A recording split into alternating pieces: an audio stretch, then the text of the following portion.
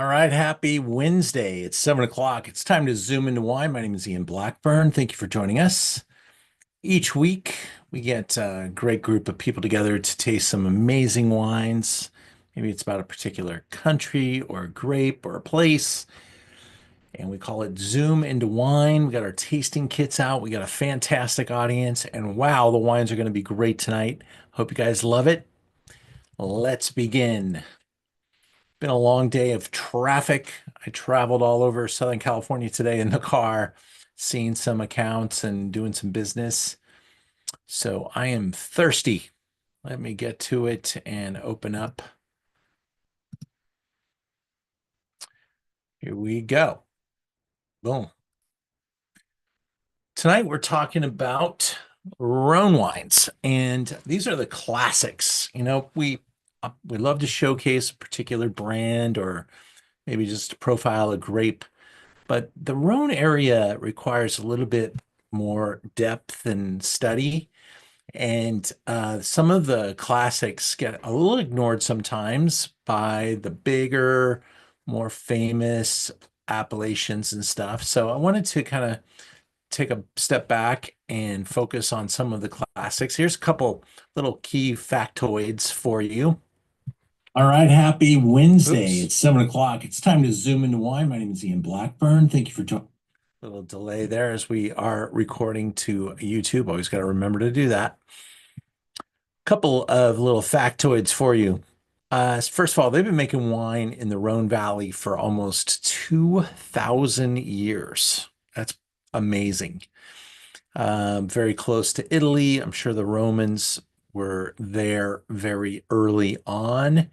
And there's a lot of history with the church and the popes and all that stuff going through the Rhone Valley.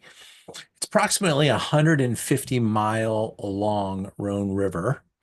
And it goes from Vienne in the north all the way to Avignon in the south. You'll see in the Rhone Valley maps that we look at tonight that the area is divided into North and Southern Rhone. We'll talk about that all night long. There are very steep hillsides where the Syrah-based wines are grown, and the warmer climate in the south. So the Syrah is grown in the north and the hillsides and very, very heavy soils. And in the south, the Grenache tends to dominate, being grown in the warmer soils with this amazing rocky soil. All the topsoil was basically washed away, and there's all these round rocks called galets. Some vineyards are just pure galets. They're staggering to look at, but some of the vineyards have an occasional galet. The history, like I said, goes back for a long period of time. There's ancient Greeks and Romans involved in planting the Rhone Valley, so I'm sure there were some amazing battles. The AOC, Appellation of Origin Control System, regulates the Rhone Valley. The Côte du Rhône wines that you see out there in the world are blended wines that, basically compose one of the largest production wines in all of France, Côte du Rhône. Some of them are made in cooperatives where they just buy fruit and they mass market the wines. And as we're going to study tonight, a lot of the smaller little villages are breaking away, trying not to sell their fruit just to this negociant style where the big cooperative makes the money and the little farmer just gets paid a small amount for their fruit. They're trying to make their appellation mean something, stand up and have value. So that's happening concurrently. There's this massive feature in the Rhone Valley called the Mistral. These are winds that come through and blow all like long periods of time. In fact, there's legends about how the winds create some mental issues because they're so steady and so unrelenting. And so they blow cold, powerful winds from the northeast, it says, helping to dry up the stagnant water and relieve heat and stress in the vines. So they might be bad on the mind, but good on the vines. And the Mistrals are really an important feature of their wine quality. The climate is very Mediterranean, long, warm summers and mild winters. And then the soils in the Valley vary with granite, clay, schist, limestone, sand, marl. It all depends on the subregion. And now we'll go into our slideshow and start to taste some wines with that behind us or in front of us, depending on how you want to look at it. Let's go. I'm going to go into wine number one. This is a brand I feature with some regularity because we carry a large number of wines from Gassier. This is a really dependable, I say, nice wine to introduce people to. They have fantastic packaging. Love the wine styling. The ethos of the producer, very high ethos. When I say ethos, I mean organic, biodynamic, sustainable, regenerative. This brand is embracing all of that and leading the area. And they're fairly underappreciated. Their wine prices are very economical, and the wines get scores that are sometimes even higher than wines that are considerably more expensive.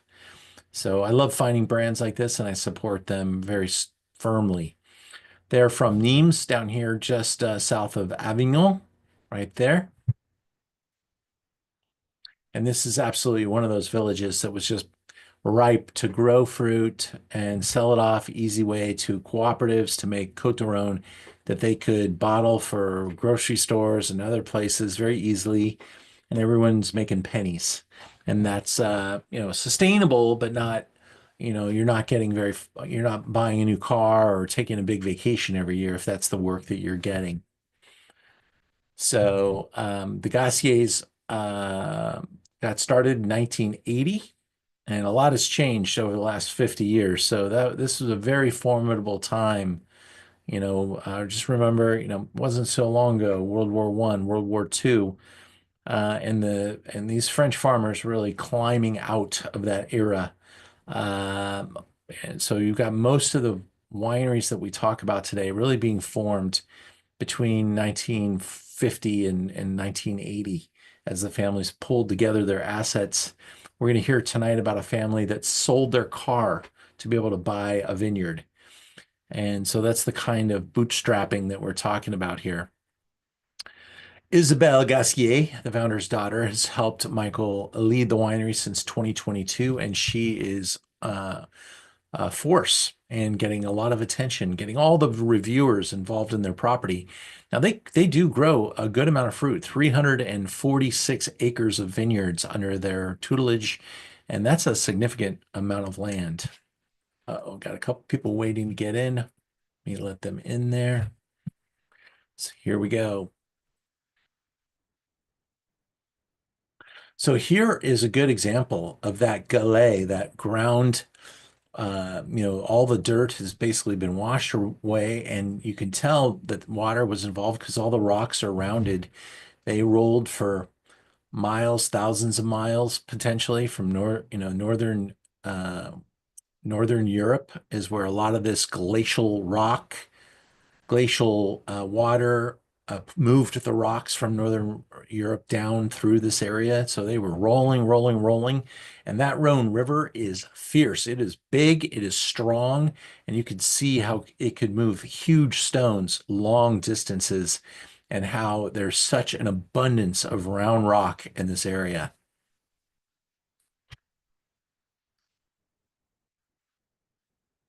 The wine that we're about to taste is a blended white Rhône white, I would call it a white Rhône blend. It's got the name Notre Pas from Gassier, which is bottled natural, 65% Grenache Blanc, 20% Clairier, 7.5% Viognier, 7.5% Roussanne. And notes of fresh citrus, white flower, and flint. The nose is beautiful. It's like a perfume. Here's a little detail about each of the grape varieties we're using. Grenache Blanc isn't the first thing you think about from the Rhône Valley, but there's Grenache Blanc planted heavily throughout the Rhône and throughout Spain. It's a Garnacha Blanca is really a fun grape variety and a big player in this wine, and one of the reasons why I love it so much. And I love the little hints and accents that the Clairier brings the wine, as well as a kiss of Viognier and a kiss of Roussanne.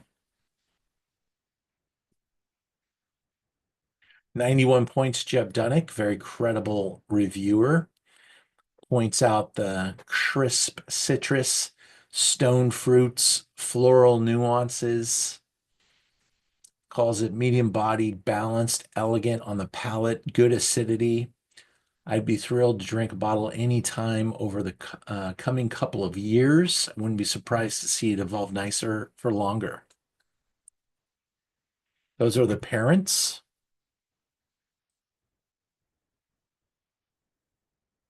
You can see how close they are to the Rhone River.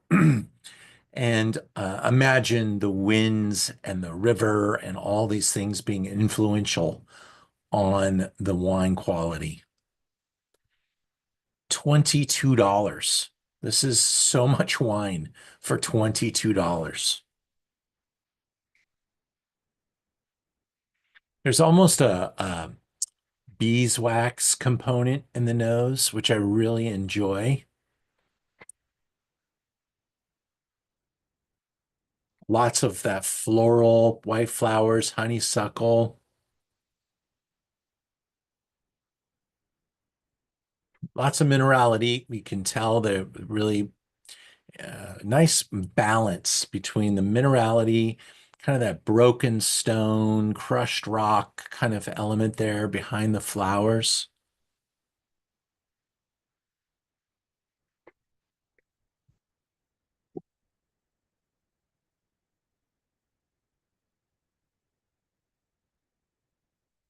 Did I already tell you I love this wine? Wow, this wine has just got it all. And the wonderful concentration, viscosity, definition, density. This wine's really a fun wine. I could totally see pairing it with a dish like cassoulet.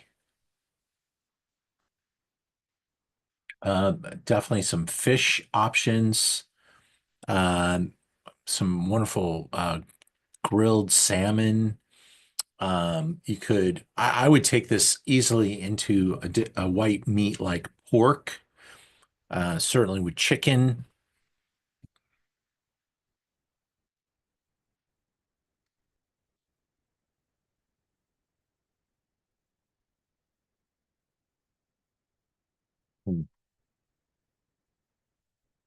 Fleshy, it's not sweet. It's got wonderful balance between that acidity, earthiness, ripeness, roundness, creaminess. It's got it all. Kind of checks a lot of boxes for me. I see some activity in the chat. Hi, Stephanie Smith. Thank you.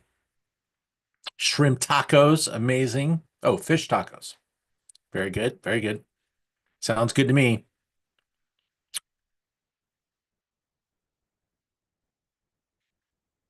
Any comments about that before we move on? Love to hear your voices. We got a great group tonight.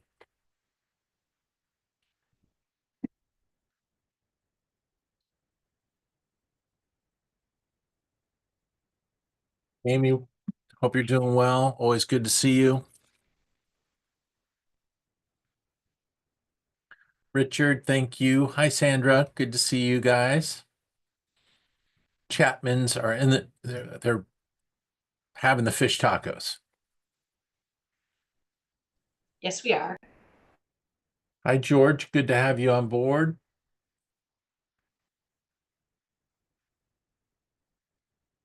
Setsuko's tuning in from Japan. Always great to have you there. Man, did I enjoy the baseball season getting kicked off. Didn't you love those first two games? Woo! Amazing. More about that later. Let's get into wine number two. Domaine de Escaravailles.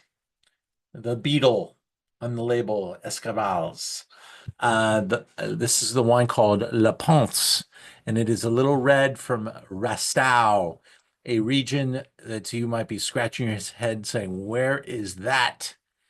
Well, Rasteau is in the south, and you can see it right there. Kind of sandwiched in a bunch of other small villages, kind of trying to stick out. And when I got a chance to taste this wine, I was like, how much? Oh my God, it's so tasty. This is owned by, he's a pretty famous last name, Ferrand, and Gilles and Madeleine Ferrand. This estate was purchased in 1953 after his father sold his car to help purchase the estate. The son became the winemaker in 1988. Let's see. Gilles and Madeline, are they brother and sister or are they husband and wife? I'm not quite sure. So the winery has grows 15 different grape varieties, and they maintain 60 hectares, which is about 150 acres, a pretty healthy click. But we're not talking about the world's most expensive wines. So sometimes when you're making value, you need to have supply. And so that's why our first and second producers control so much land. This is just a really fun 80-20 Grenache Syrah blend, described as elegant nose of jammy black fruits and garrigue. Palate is full, well-structured, and pleasant. Black currant, thyme, and notes of leather. Grenache facts. It is a big part of the Chateauneuf-du-Pape wine, which we will try one tonight. Because that's in the Southern Rhône, and Grenache-based wines are in the Southern Rhône. Syrah has been getting more planted in the South every year as time goes by. It's been typically very focused on the Northern Rhône, but Syrah brings a lot to the equation. So you're seeing more and more Syrah planted in the South, to the demise of other grape varieties, by the way. It's got 92 points, and I believe this wine is going to rock your world here. The description of lovely brightness on the palate, that nose just hits you and you go, ooh, ooh, right? Just like that.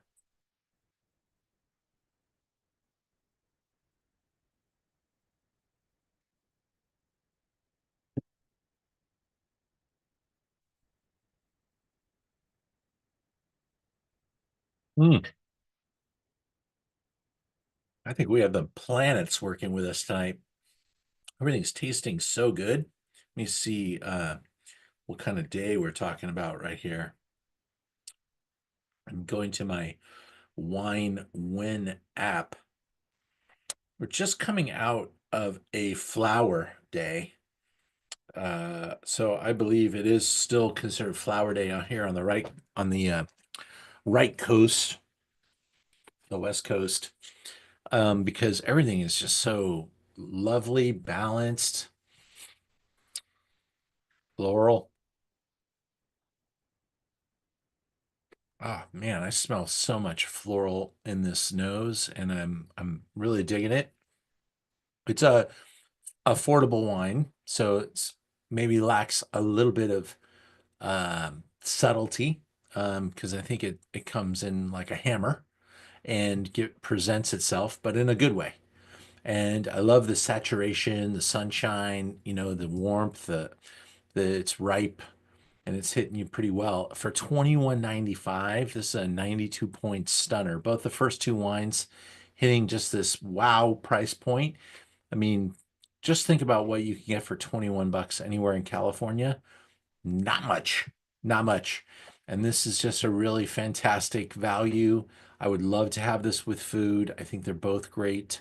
I would probably love to start the meal with the white and move right into the red. In fact, if we had cassoulet, I'd love a glass of white and red with it, and a big humping piece of a baguette. That would be dinner right there. Some butter, a pound of butter would be good.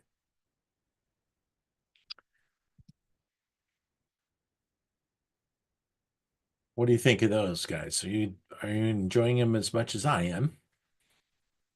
Excellent. You're being very quiet.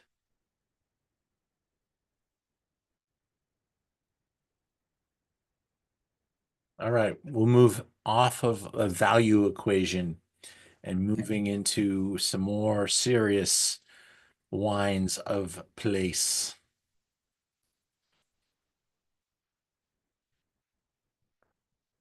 Let's see. 1 second here. Got too many things open on my screen. It's causing me some delays, so I'm just gonna make my life a little simpler. Give me one moment. Okay, I think I got it now.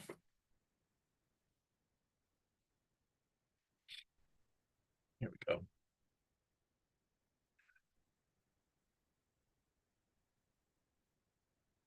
All right. So we finished with our wine number 2, the Beetle, and we're moving into wine number 3.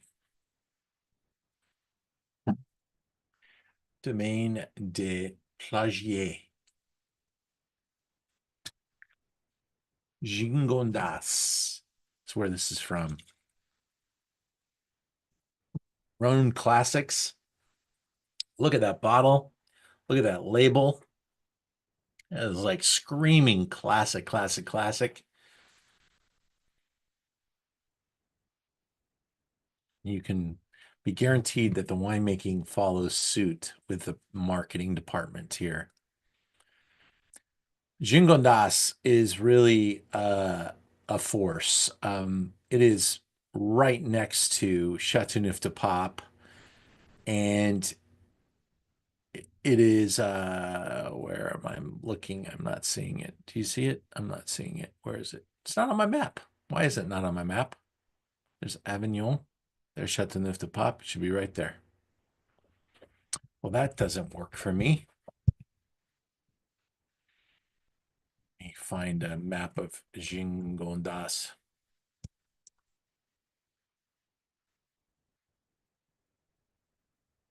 Sure, I just misspelled it. There we go. Map.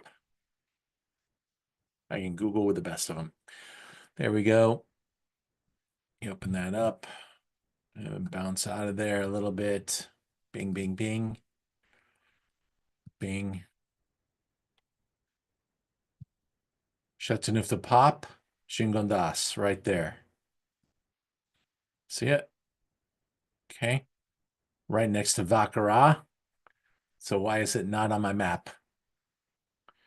Someone paid the map people to leave it off. Those Vacaranians probably left it off the map. This is Jean-Marc and Sophie Autran. They produced their first one in 1985, so fairly recent as well. The cellar was built in 1947 by his great-grandfather. I love the great old names. Alphonse Fatour. Come on. That is classic, beyond classic right there. Destemming was introduced in 2006. It's 30 hectares of vineyard. Look at that. Look, those large those big barrels. I think it looks amazing. That is called slow winemaking right there. Those big barrels. I love that. That's a good sign. Nice view from the vineyard. Come on. I want to move there now. 65 Grenache, 20 Mourvèdre, 15 Syrah. Ethos is sustainable, certified sustainable. Grenache, Mourvèdre, Syrah. 65, 20, 15. Little pepper from the Syrah. Mourvèdre. It says the young grapes tend to be slightly gamey, and if you've ever had a red Mourvèdre, that's a great description for a red Mourvèdre. Needs time to soften the tannin and develop more complex flavors, typically blended with Grenache. When we make a GSM like this would be a GMS, by the way, because of the percentages. Sometimes it's an MSG. You can change the order around just depending on what the percentages are. Here's our lovely couple. And the wine is described as gamey, sappy garrigue, and peppery. 92 points. Look at the rock, the influence of the hills.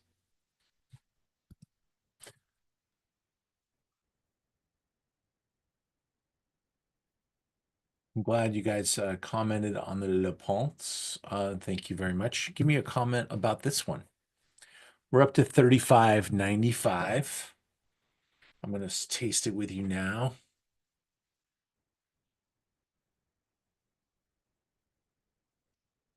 So here we really almost steps back in time. This is like such a classic. This is made in that big wood tank, very little wood aromas. It allows for slow evaporation. This is a 2020, it's current vintage. So they're on that low and slow plan.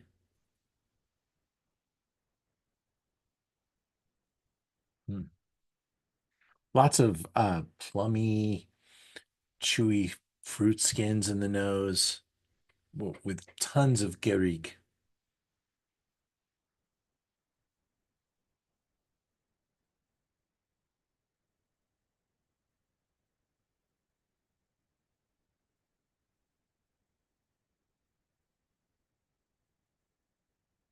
Love how the tannins are present and firm, really plumping up this wine. You could tell it's a little bit more expensive, got a little bit more attitude, a little more earthiness, a little more sense of place, a little less fruity. It's more of a wine of place. It smells like a classic French. George, what do you think, man? Very nice wine. Thank you, sir.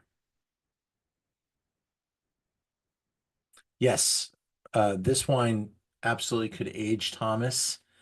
You buy them at this point, you put them in your cellar, 3 bottles, 6 bottles, put them in your cellar, 2, 3, 4, 5 more years.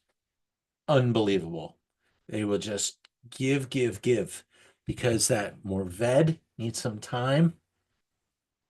It will get a little more that fruit will get a little bit more welcoming. It's a little bit like biting into a slightly underripe piece of fruit. And what will happen in the next 3 to 5 years is that underripeness will go away, that ripeness will appear, and incredible integration will occur. This is the 5-year plan for Gigondas. I totally support it. Drinking all these wines at that 10-year number when they're over 30 bucks, that's a really good plan. 30 bucks and up, 10 years. Under 30, drink them.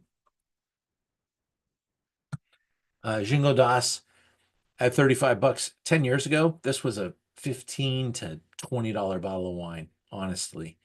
There's only so much Gigondas. Chateauneuf-du-Pape went nutso, and you can barely find one under 50, $60 now. They're really pressing towards $100 and up.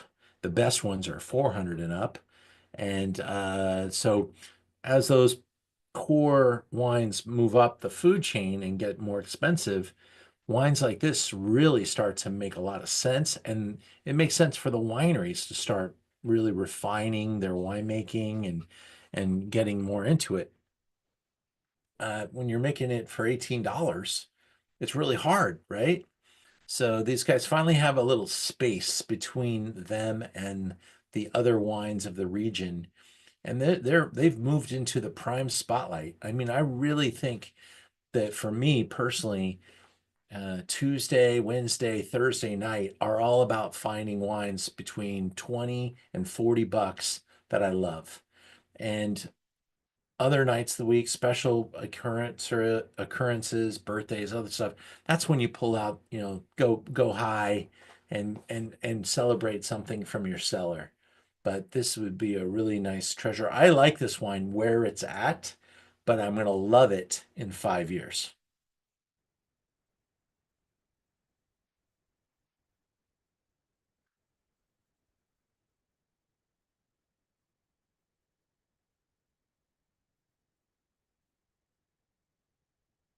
Excellente. Really good. I'm gonna tell you too. I open these on Monday like we do. Pour them into the again. These things work so well. Some of these wines probably are better tonight than when I opened them on Monday. Um, I think this one in particular really has flowered in this little jar, good decantation. So that's what I love about these things. All right, moving into wine number four. When you guys are ready to talk, you can come on and spout off anything you want.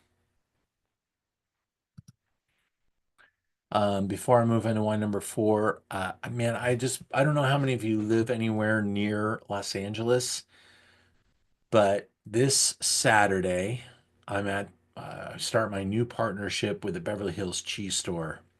We're gonna do one class a month throughout from now to the end of summer, and we'll see how it goes.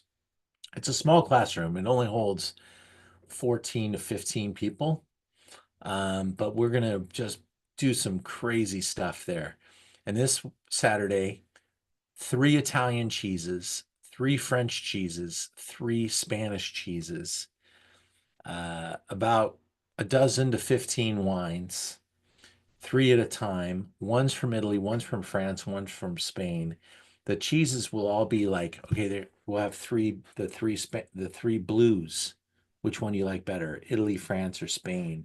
We'll have a triple cream. We'll have an aged, cave aged, some different thematic cheeses will be used to accompany the wines.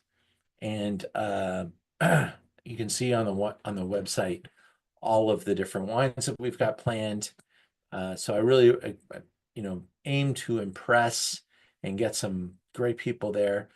The program costs a little bit of money because of really good quality, but it is meant to be something special.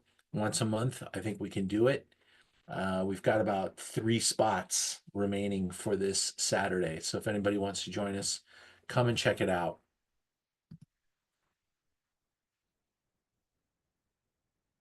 All right, wine number four.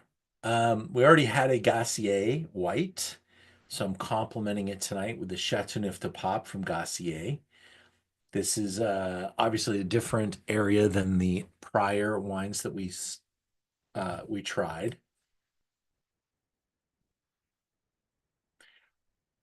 Chateauneuf is right next to Avignon.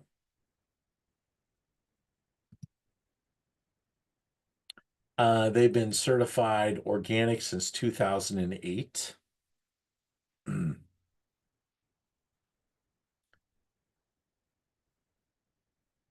346 acres, as we talked about before, but not all of that is in Chateauneuf-du-Pape. Only a small percentage in Chateauneuf. And that vineyard, by the way, that we showed a picture of earlier was the Chateauneuf-du-Pape vineyard. This wine, very similar to the last. Look at the numbers, pretty close. 75 Grenache, 15 Syrah, and 10 Mourvèdre, so a true GSM. Here's what I love about the Gassier style. It's there's a couple of different camps in Chateauneuf-du-Pape, and one of the famous producers that everybody is inspired is a brand named Chateau Reyes.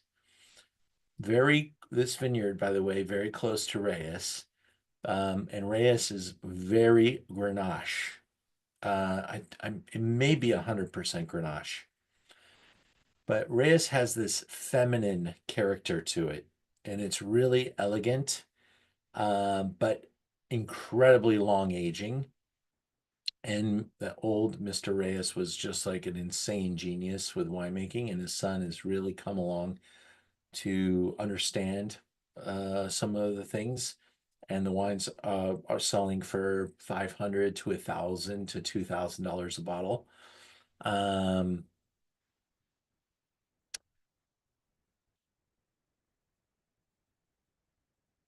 mm.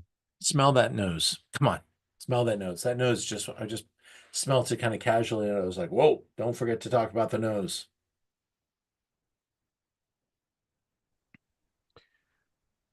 Hey, Ian, question for you here. So this is Grenache Syrah Mourvèdre. Um, 13 grapes you can do in Chateauneuf-du-Pape, yeah? You can, yes, So how many people I mean, how many do you have to have? Do you have to have more than one? no, Or can it be just whatever whatever the you want. We your own decides? could use up to 13. Yeah, Some I think Riss is 100% Grenache. 100% Grenache. Okay. And what's interesting is some of those 13 grapes are white. So some producers use red and white in their blend. And I have wines in our cellar that carry kind of that spirit behind them. Um, so yeah, we have them with different ideas and different price points. This one carries a pretty affordable number, but that's why I buy this wine, because for the price, again, this wine just is really kind of wow. And I love the note that they talk about here with a hint of orange zest. I almost smell like the when I was a kid growing up, my grandmother always had this candy. It was like orange slices with the sugar on the outside. That was always at my grandmother's house. Maybe because of that, I loved it. It was always available to me, and I developed a really strong affinity for it. But that orange candy really is a nuance I smell in wine, and this nose in particular.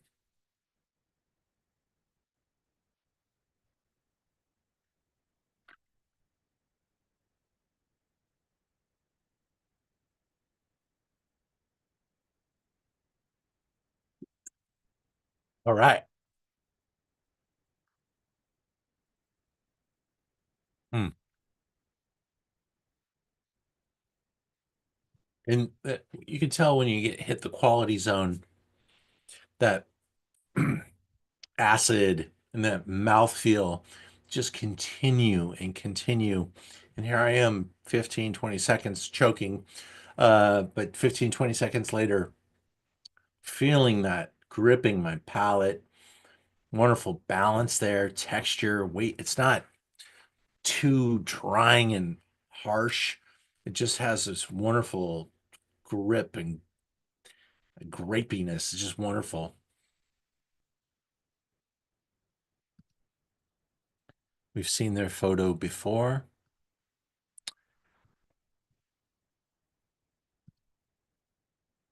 I'm gonna go into the wine and just see one other thing. I gave it 94. Jeb gave it 92. Robert Parker gave it 91. My review was out way before theirs.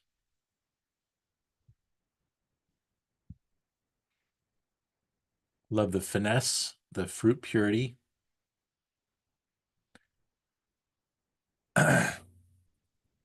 So many Chateauneuf-du-Papes really press it into like an overripe state.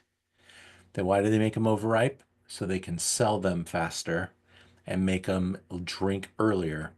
So this one really is poised to have a nice elegance to it. But yes, you could age this for a nice long run. It's a 2021.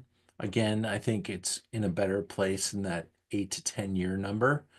But what's I think important for these wines is that they drink well now and improve with time. You don't want them to be so brutal that they can't drink them now, and therefore you don't buy them now, and then they back up everywhere. You got to have a little bit of balance there.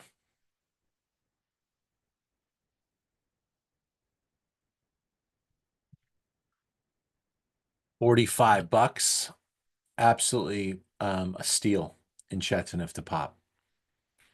And you can see on our website, I think this is the lowest price one that we carry, and it's a real deal.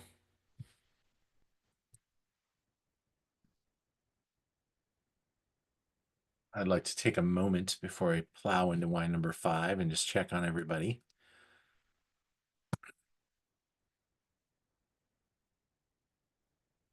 Yeah, George, it's young. Dave, you said ask Ian, apparently the another Ian, that is about the 15-year-old cheddar. Now, I've had the Great Reserve cheddar from Wisconsin that's got the black wax on the outside. I'm not sure if that's the same one. I don't know if that was 15 years old, but I know it was old. It's like at least 10 for sure. But yeah, it's like cheddar candy.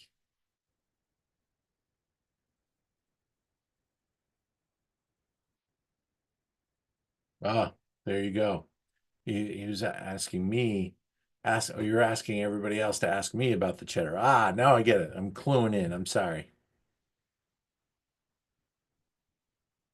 I remember the cheddar. It was like, yeah, at least 10 years old. I don't remember. Maybe it was 15.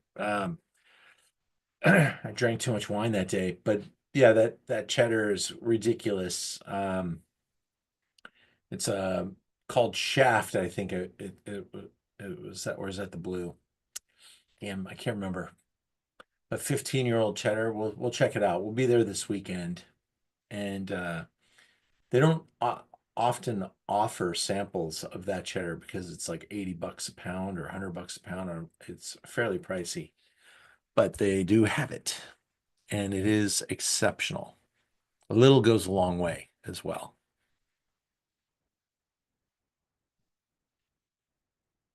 All right. I'm going to finish my Chateauneuf.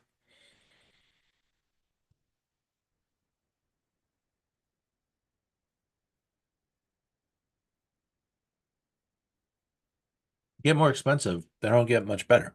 That's just beautiful stuff right there. All right. I was looking for some help pronouncing this because I don't want to butcher it too much, but Monier-Perréol, Perréol, Monier-Perréol. How about that? This is Saint Joseph. That I can pronounce well. It is, this is our foyer into the Northern Rhône, more Syrah here. This is 2022. These wines do tend to get sold a little bit younger, not because they're more ready, it's just because that's the way they do it. Um, let's go and take a look at Saint Joseph up here near Hermitage. We're in the very extreme neighborhoods of the north. I see. He is married and hyphenated. That's smart. Um, Jean-Pierre Monier is a third generation.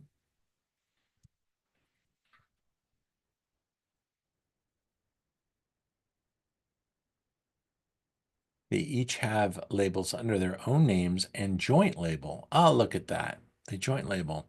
5 hectares of land. So they make a little Monier, they make a little Perréol, and then they make a Monier-Perréol. I knew that. I've forgotten that.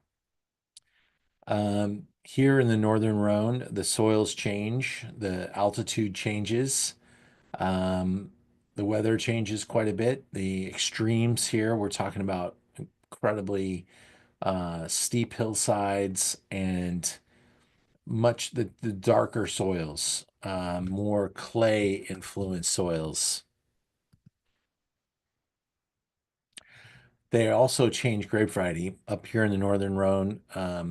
They moved towards 100% Syrah. Not towards, they are 100% Syrah in the north. And it's really just an expression of place. This producer is biodynamic, so a little bit of that spiritual voodoo winemaking, which I always have fun with, but you see in the eyes of a biodynamic farmer how committed they are. They are fighting not only with Mother Nature, but fighting with very few weapons, only their hands and their feet. They say the greatest wines that are made biodynamic are there because of the foot tread or the was it the sole of the shoe in the winery in the vineyard is what's the key ingredient. I butchered that, but that's hopefully you got my meaning. Syrah is much more robust, tannic, and earthy wines. They say the fault could be too many producers let it get overripe. But the trademark flavors of Syrah is black pepper.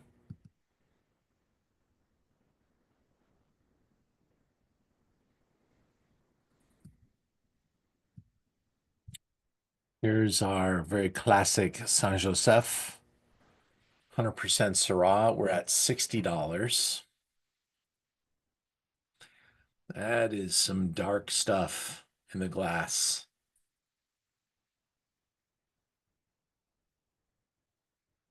The nose is so cool. It's like smoky. I want you to think of smoked bacon as we smell this wine. There's a hotel. I don't think it's around anymore. It used to be in Hillsburg. The family sold it, made some money, retired. But they were famous for their bacon for breakfast. And here's how they made it. Dave Chapman, I'm talking to you. They take a little bit of brown sugar, black pepper, salt and pepper on the bacon, put it in the oven and slow and low bake it to where it made it all like almost like bacon candy. And it was served with breakfast at this hotel. The hotel was old and dilapidated, but the people would pay extra to stay there so they could eat unlimited bacon candy at breakfast. The breakfast was spectacular.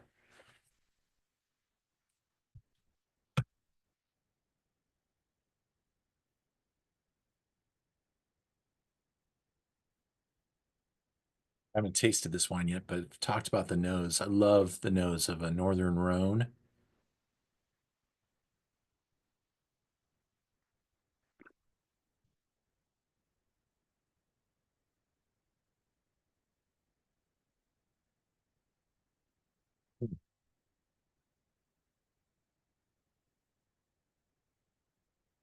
Absolutely delicious. And that just will continue to improve with some time. But love that freshness and uh that wonderful definition there. It's got some really good innate qualities. You could tell this is low yield, high quality. It's got some really great quality marks to it. Density, the fleshiness, the tannins, the kind of the energy of this wine, really in a good place. 22 is a very good vintage. I didn't see a review on this wine, and I'm going to spend some time after this class and make one. But what do you guys think about it? Let me hear from you guys.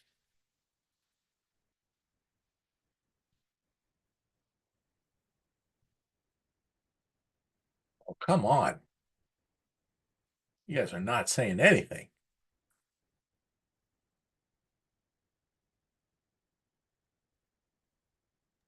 Ian, don't take our silence for not having enjoyment of the wine. Um, but this one is everything you described. It's the maple syrup bacon, baked bacon and that very gamey no nose and really a lot fleshier than the earlier wines, right? Yeah, for sure. Yeah. I got a lot of smoke and meat and a lot of dark blue, black fruit compared to the previous CGP wines. 100%. Yeah.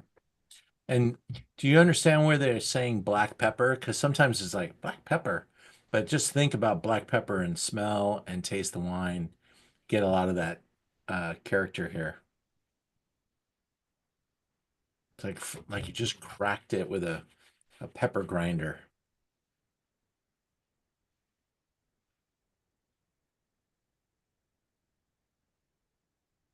Ian, what food would you pair this with?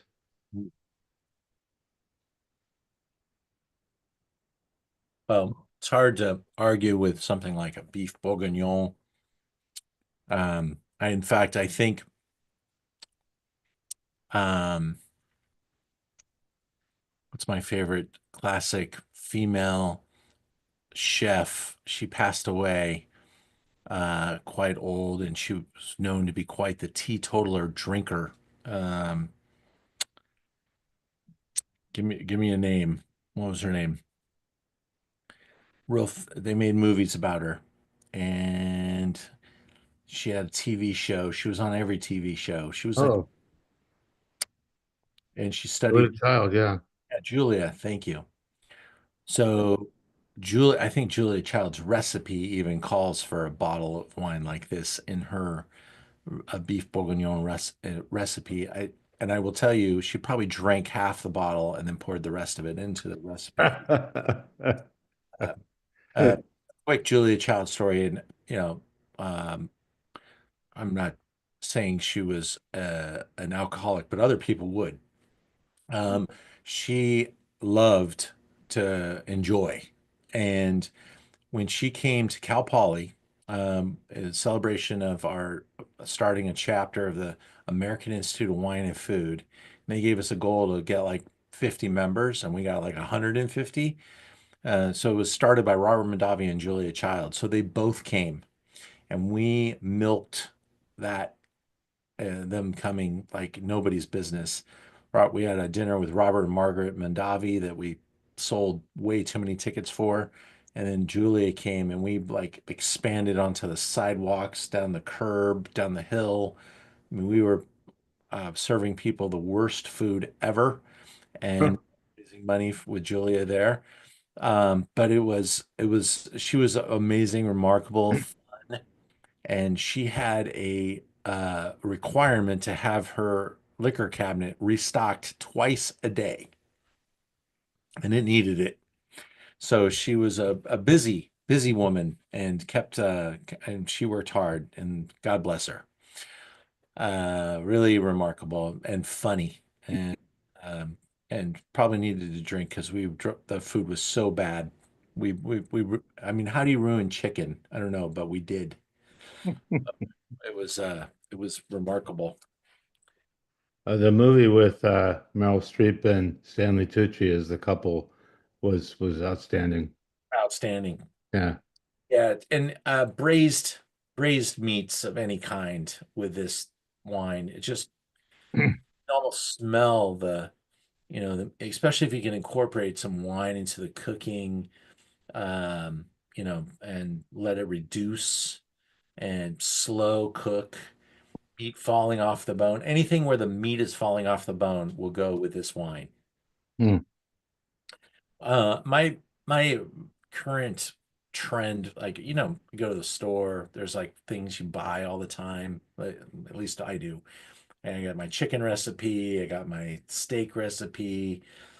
I've been really getting good at ribs, and the secret is 225 5 hours.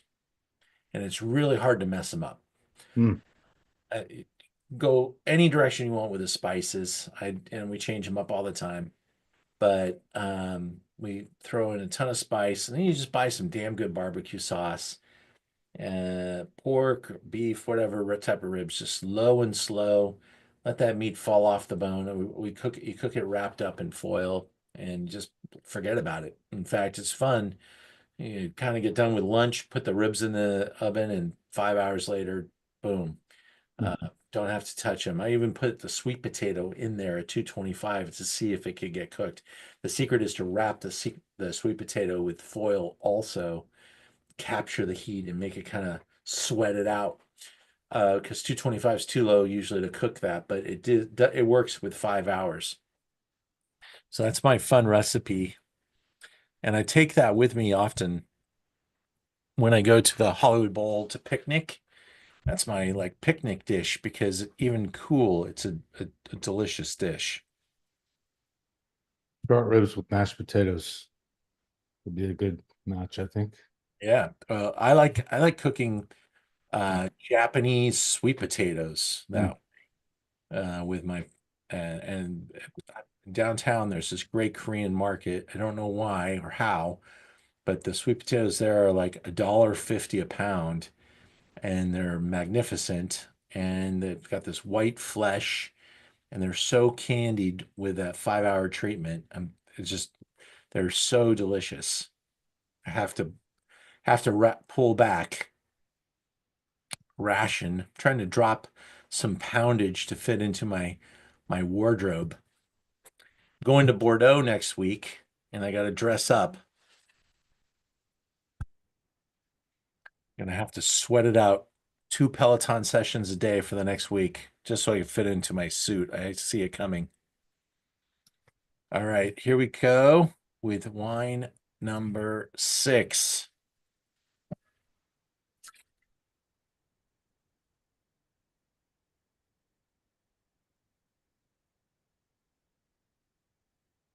Can't see it. There it is. Okay.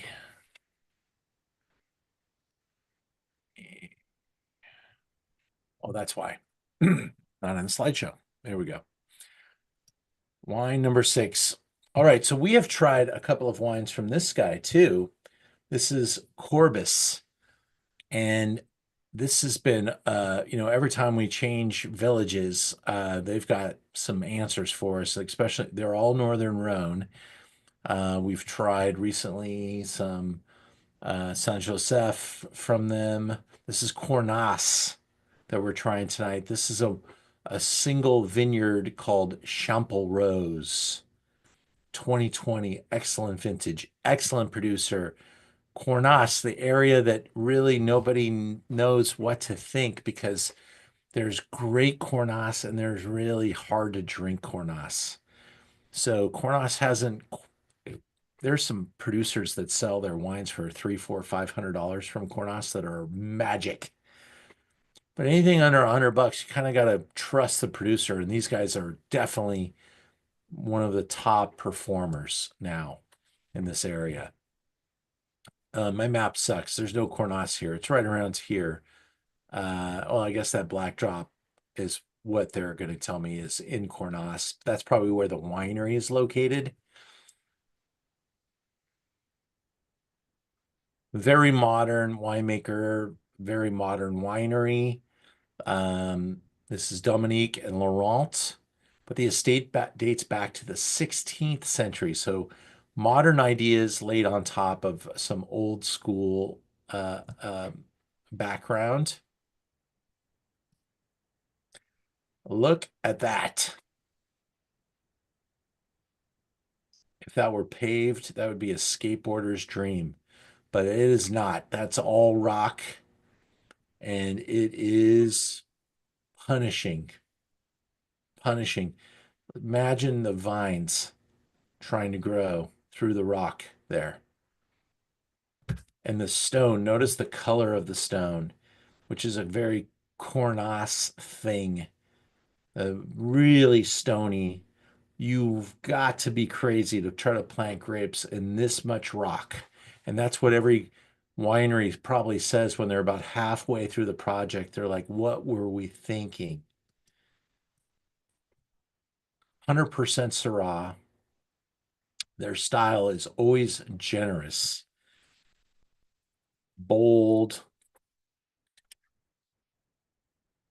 People taste these wines and they're like, oh my God.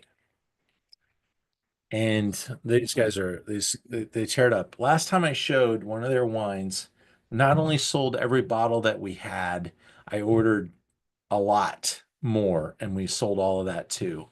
Let's see if we get that same reaction tonight. But think about these smells: blackberry, cherry, smoked meat, and olive. I think that's perfect. Syrah, throw into that kiss of black pepper. Don't forget that. And here are Dominique and Laurent, 95 points. So critics have spoken about this wine. Fancy winery, but the town looks a little industrial. This is in the northern Rhône. There is not a large population there. They count on some tourism, but not much. 55 bucks. That is a crazy price. I gotta check that. I gotta make sure that's right. I was expecting it to be 80. That's what took my jaw down. So I think that price is right. 55 bucks.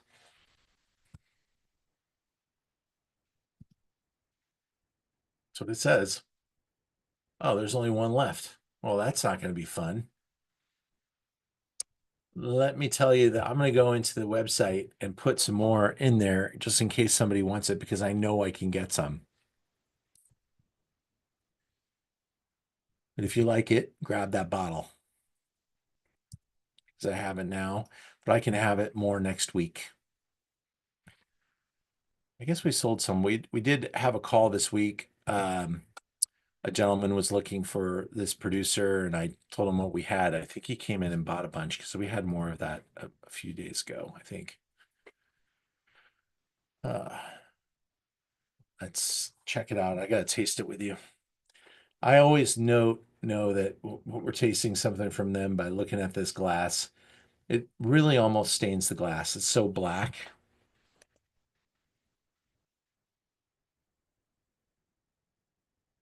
There's a volume of ripe fruit here. Definitely riper than the prior. Probably the ripest wine of the night.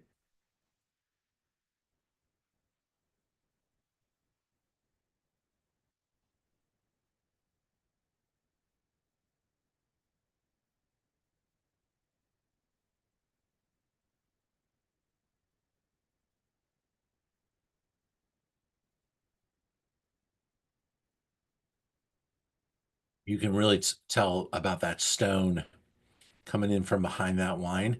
There's all that plump black fruit. And then your tongue just gets thumped by that stony minerality. Whoa, that is big stuff.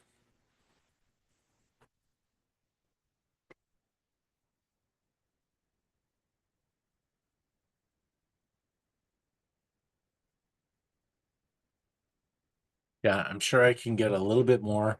The importer is a friend of mine. When this customer called me on the phone, he told me he was going to let me know and I was going to get some more for him. I think he came in and cleaned out this one. So that's why we only have one bottle. But I know there's like at least 12 more bottles available from the importer. So if anybody wants some, let me know, and I'll make sure it gets available for you. I'll just set the website to sell more than I have, but I'm explaining that I'll probably have to get it, and it might take until Tuesday or Wednesday to get it before I can get it back out. I on this last wine, you really start to get into the world of cacao, and I do like to pair these wines with some high bittersweet chocolate. It's really fun to use in my wine, cheese, and chocolate program. Um, and right into that 10-year, 15-year-old cheddar. That this one would really take on that protein. I love that. Yeah, it's young and there's a long runway here, but hard not to like it now.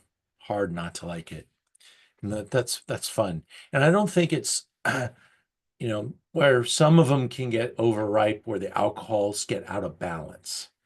I don't think it's out of balance. I think this has got great balance because there's so much definition here, so much minerality, so there is a lot of ripeness, and I think it has to be to balance that minerality. I mean, you've got to have that.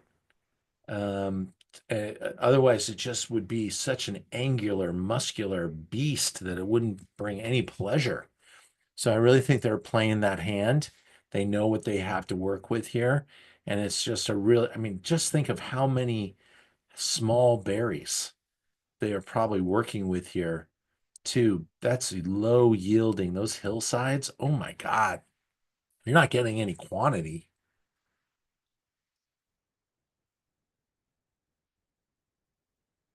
Mm.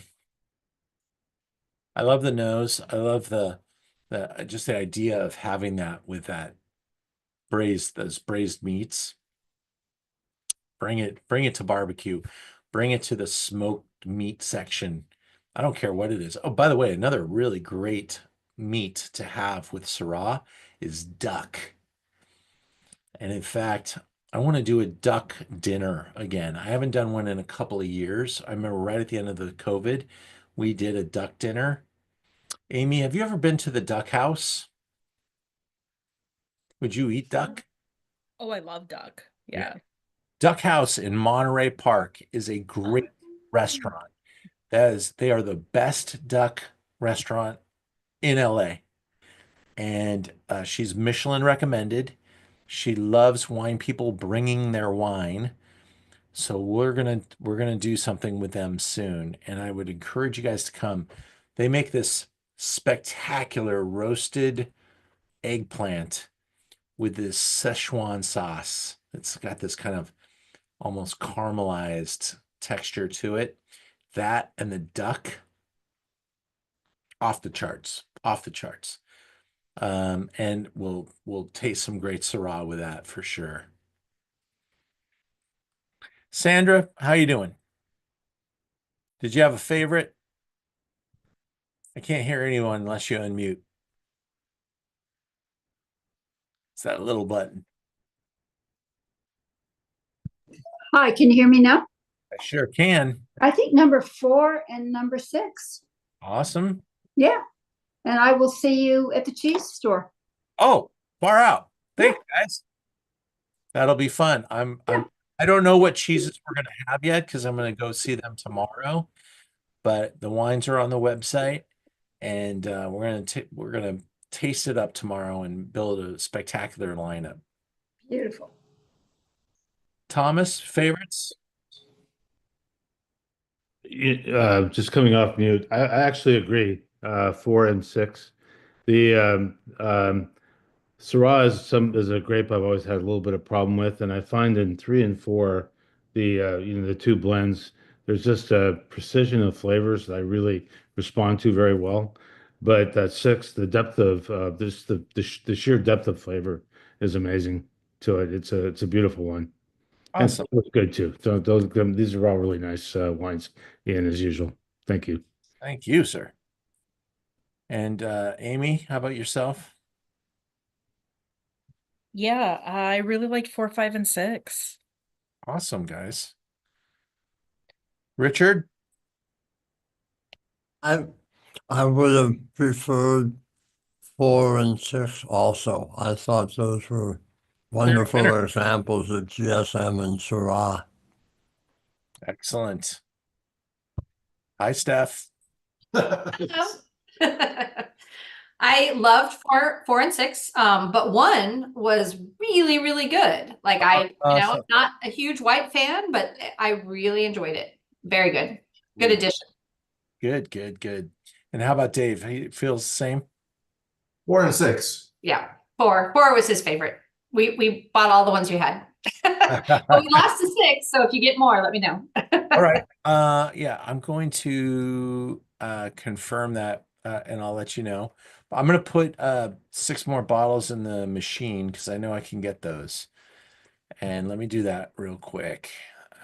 I tried earlier, maybe put in a password. I had to shut down my show so I could get the password loaded in there. This was a great tasting. Wasn't sure because we just did one Wednesday with you guys, but I was like on the fence, and then we were going to try the little tasters, which we don't normally do, and you were sold out. So we did the bottles, and we really enjoyed it. Really enjoyed Oh, you're amazing. Thank you. Thank you. Let me see. There it is. Yeah, so I'm putting 6 more in. If anyone wants some of that corn-os, I'll go and get it. And if not, I will take it back out tomorrow when it's there. But there's at least 6 bottles there, and if that sells out, I'll try to get some more and make sure that I have it before I sell more than I know I can get. All right, so those are back in the system. If you were sold out and you want some, let me know. But otherwise, what do we have coming up? I'm leaving for Bordeaux next week, so we get a couple weeks off of Zooming. So I come back on the 8th and I'm going to Zoom with Sandra on Portugal. We've got all these new Portuguese wines from her, and they are doing very well. And we'll have a wonderful show with her on Wednesday the 9th. Sandra Gomes, she's from Portugal, and she'll be laying it all out for us. She's just really a spectacular human being. She's also a product manager for a big company that has a famous mouse. And then we have my Bordeaux Zoom on the 16th, and there's tickets available for both Portugal and Bordeaux. So I hope you guys will jump on those. We then finish the month of April. We have the 23rd. What do we have on the 23rd? We have some private event on the 23rd. I'll have to find out what that's all about. But we're doing a Napa and Sonoma on the 30th with some really cool brands, and that's coming down the pipe too. We probably will have some rapid expansion on our Zoom offerings in the next couple of days. My designer just got back from a 3-week vacation, and we want to thank Lena, our new assistant designer, for helping us with all these slideshows. She's brand new, and she's really come a long way in a hurry to help us. But our designer of 5 years took her first vacation in 5 years and went to North Africa and had an amazing time. And so now she's back and we are back in business. So you'll see a lot of things developed on both websites. And probably by the time I get back from Bordeaux, there will be a whole new world on the website. So thank you all. Have a great night, and go Dodgers. Thanks a lot. Thank you guys. Talk to you